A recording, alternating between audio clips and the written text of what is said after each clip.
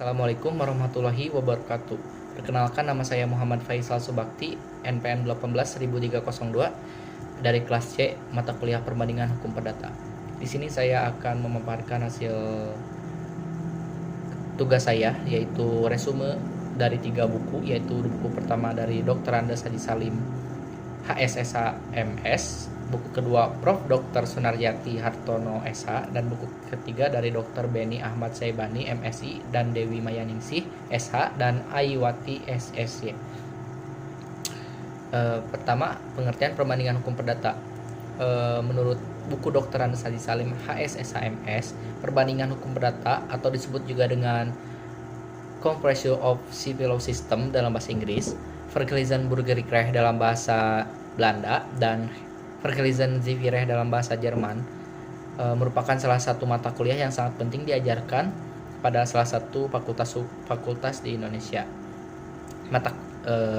Karena mata kuliah ini mengkaji dan menganalisis perbedaan dan persamaan sistem hukum, terutama sistem hukum perdata yang berlaku di dunia. Perbandingan hukum perdata dikenal juga sebagai conversion law.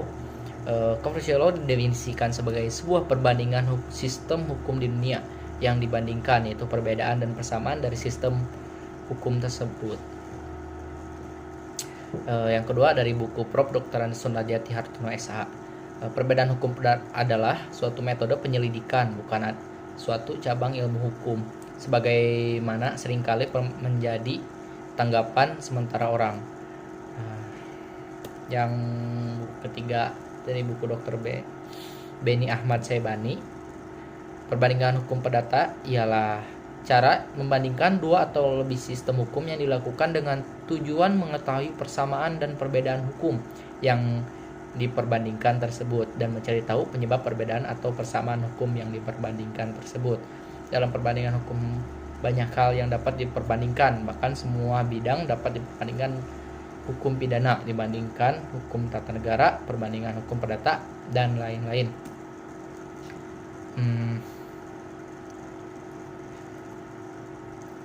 Poin yang kedua yaitu kegunaan dan manfaat mempelajari perbandingan hukum perdata. Dari buku Dr. Andes Haji Salim HSSH MS, tujuan dan manfaat itu saya mengambil menurut Guita Biudita Cordeso yang meliputi 5 poin. Di antaranya memperbaiki hukum nasional atau improve domestic law. Yang kedua, membuat dan membangun hukum nasional, contract domestic law. Yang ketiga, sebagai alat dalam proses pembelajaran, teaching instrument. Yang keempat, alat harmonisasi hukum atau tool of harmonization, dan alat untuk mencapai tujuan hukum atau tool to achieve a common European law. Manfaatnya itu sendiri ada terbagi menjadi 2, teoritis dan praktis.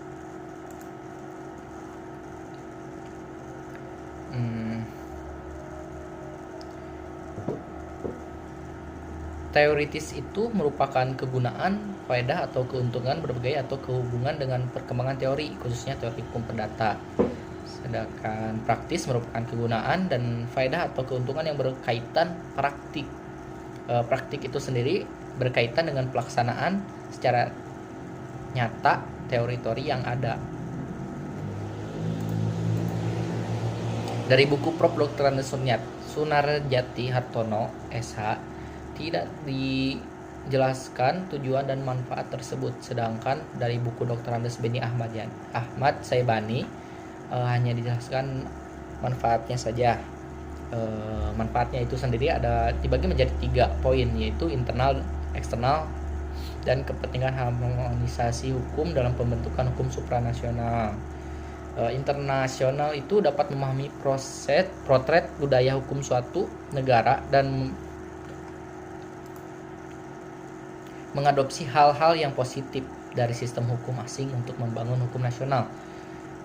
Yang kedua, dapat mengambil sikap yang tepat dalam melakukan hubungan hukum dengan negara lain yang sistem hukumnya berbeda.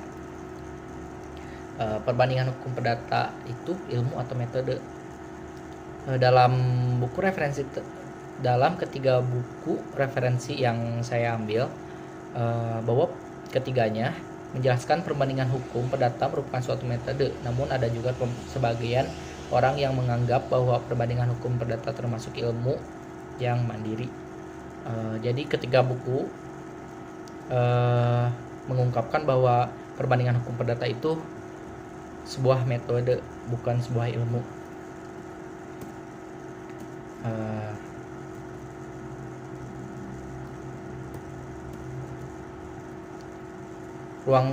Poin yang berikutnya yaitu ruang lingkup perbandingan hukum perdata.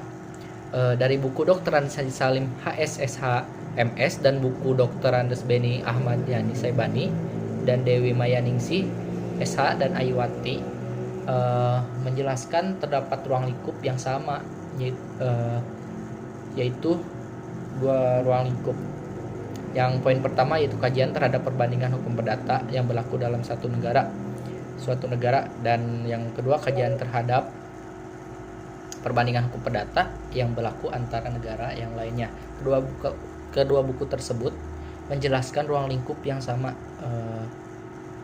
Namun dalam buku Prof. Dr. Sunarjati Hartono tidak ditemukan ruang lingkup perbandingan hukum perdata. Poin yang selanjutnya yaitu perbedaan sistem Anglo-Saxon dan Eropa kontinental.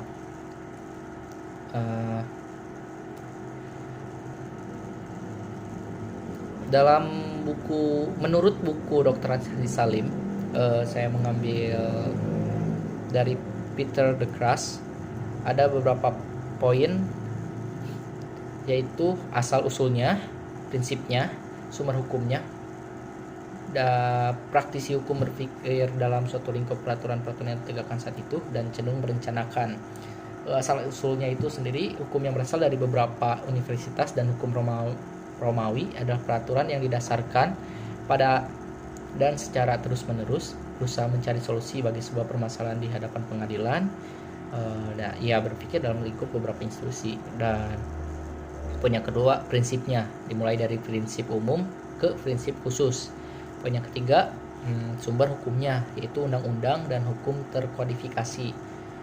Yang terakhir itu cenderung merencanakan, mensistematkan, mengatur persoalan sehari-hari komprehensif mungkin. Menurut buku Dr. Andes Beni Ahmad Saibani, ada 4 perbedaan sistem Anglo-Saxon dan Eropa kontinental. Di antaranya, dalam civil law prioritas diberikan pada doktrin, bukan pada jurisprudensi, sedangkan pada sistem hukum common law hanya berlaku sebaliknya. Yang kedua, jurisprudensi dalam sistem hukum civil law hanya menerapkan prinsip-prinsip umum dan menjelaskan dilakukan melalui sumber hukum sekunder. Sedangkan dalam sistem common law, jurisprudensi merupakan sebuah aturan spesifik yang menjadi sumber hukum utama yang prinsipil. Yang ketiga, dalam sistem hukum civil law, aturan hukum dan keputusan pengadilan dalam bentuk tertulis dan lebih formalitis daripada sistem common law. Sedangkan dalam sistem common law, aturan hukum berdasarkan kebiasaan. Yang terakhir, kitab undang-undang pada civil law sebagai prinsip yang dimiliki oleh negara-negara yang menganut sistem hukum civil law tersebut dan status-status tertentu yang meliputi UU tersebut. Sedangkan status dalam common law melengkapi hukum dalam pengadilan dari kasus ke kasus. Sekian penjelasan dari saya. Mohon maaf bila masih banyak kekurangan dan salah terhadap kata-kata yang saya ucapkan. Saya pamit undur diri. Wassalamualaikum warahmatullahi wabarakatuh.